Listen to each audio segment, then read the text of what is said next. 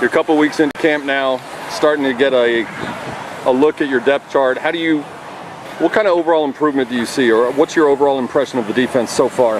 Well, I'm excited about where we are. You know, when you look at our starters, they're guys who have played a lot of football for us around here, fortunately, and they've continued to get better. You know, guys like Anthony Roan, guys like Jordan Wyatt, Justin Lawler, Kyron Mitchell. Those guys have, like I said, played a lot of football, and as they have grown into the place that they are, we're really excited about them. Now, we've had the opportunity to get some guys through recruiting and through transfer, to be able to get some guys to add to that. And so we're excited about, you know, where we've come from and what we think to be the direction of our program and of our defense as a whole. What's the bigger deal to you, improved depth or more experience from your leading guys? I think both of those play a part, you know, because when you have injuries, you know, all of a sudden a guy who was a backup and you didn't have any plan at all to use him, now that depth becomes important, you know, because we have to use a lot of guys on special teams, and like I said, we use guys that we might not have had a plan for contributing. Now all of a sudden they're out there, you know, because of a tweaked ankle, because of a bum shoulder for a week or two. So the depth is very important, but those guys that I mentioned before, they have gained great experience. Guys like Mason Gentry, who's started for 3 years. Well, the first year the guy was starting, he struggled a bit. Same thing with Jordan Wyatt. He struggled a bit. But now when you look at him going into his 3rd year as a starter, you feel really good about him. And, you know, that's always the key to success, is depth and that coupled with experience. You mentioned Mason Gentry. He's one of the guys who spent some time during the spring and in preseason camp in a yellow jersey or a green jersey. How's he feeling, and how much will he benefit from that increased depth behind him? Well, I think that's important, especially for big guys, that they don't play a whole lot of plays. You know, as a coach, you want him out there as much as you can, but and that's not only the big guys, but it's all of them. You have to be able to get them out so that they can remain fresh. We do some great things during the week to take care of their bodies, but when you have depth, then you can roll guys, especially up front. You can roll guys, you can keep them fresh, and they always are able to deliver an attack on the offense that they probably wouldn't be able to deliver if, you know, you got a guy playing 50 plays. You know, because 50 plays for Mason Gentry is not 50 plays for Jordan Wyatt. It's not 50 plays for Mikael O'Neal. Every year you're going to get new freshmen, but you've also got 2 new defensive linemen who came by transfer, one from the JUCOs, one from the SEC. How are those guys adjusting and fitting in? They're fitting in well. I think our players do a great job when we have young guys and when we have transfer guys who are new to the program. I think they've been accepted into our program, and they have walked in with an open mind to grab onto our culture and do the things that we do. So both of those guys, we're extremely excited about who they are as people, which is why we welcome them into our program, but then who they have been as leaders. Demarie Mixon has done a great job for us.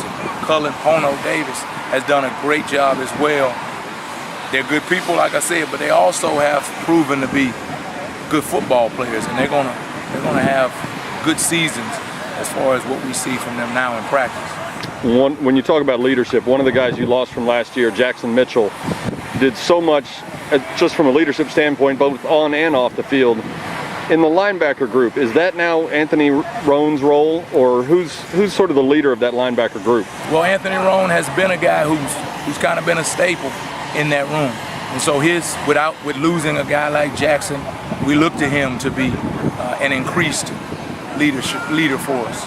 Kyron Mitchell as well has played a lot of football, and Kyron is not as vocal, and really in his position as star is not in that place to be as vocal as Roan is as the middle linebacker. But he is a guy that our players, they look to, and he leads more by what he does than by the way he works. You had a crew of young linebackers last year who joined you, Spears, Ward, Miles Duke. How are those guys coming along? Who's impressed you among the younger linebackers? Well, Miles has done a great job. Miles coming here, been an offensive player in high school and coming over and transitioning to defense. And then Noah experiencing some injuries last season and being able to get himself healthy and be able to come out and give us all that he has.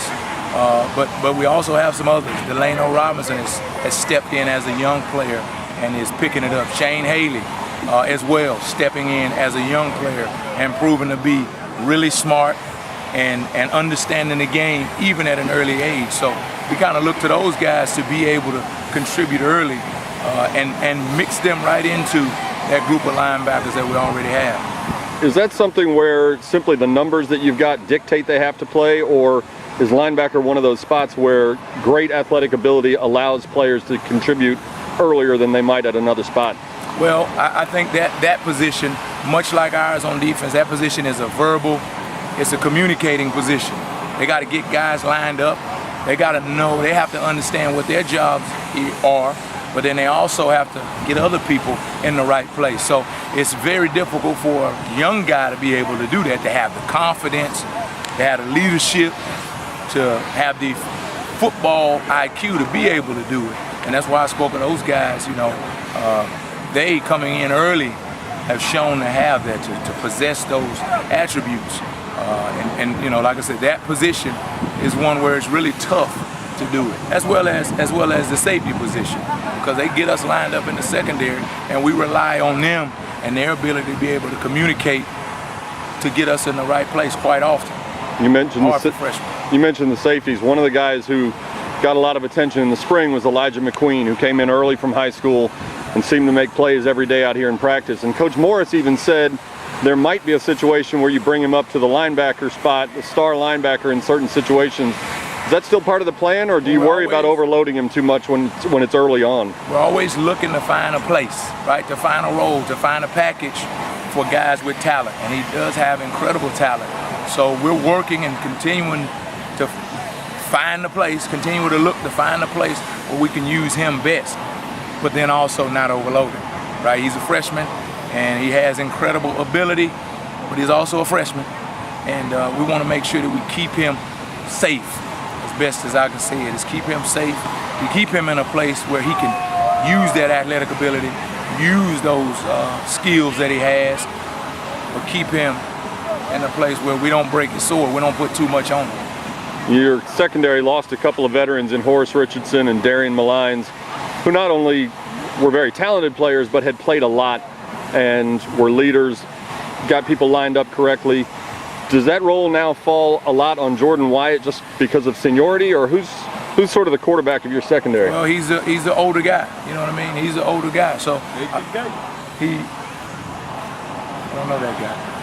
No, he's the older guy back there. So you do depend on him to be able to take a role of leadership. But in the defense, the guys who drive the bus, they're the safeties. That's Mikael O'New, that's Rodney Clemens, that's Kevin Johnson. Those guys we depend on just because of their position. But from the sideline and in the locker room and on the practice fields, Jordan is always the one who steps up and is the leader. Overall, from what you've seen at practice, what's the biggest difference between last year's defense and what you've seen so far this year? Wow, it's hard to say, because of the fact that we haven't played a game yet. But these guys, they're year experience. They're older. They're older in preparation. They're older in leadership. They're older in understanding football situations. So I would say that if we've grown in any place from the spring until now, it's football situations, understanding the situations in a football game. What's the down and distance? What's the score? What's the time on the clock? Where are we on the field? And those things, sometimes we take them for granted that kids know it, but you can win or lose a game just on not understanding the situation.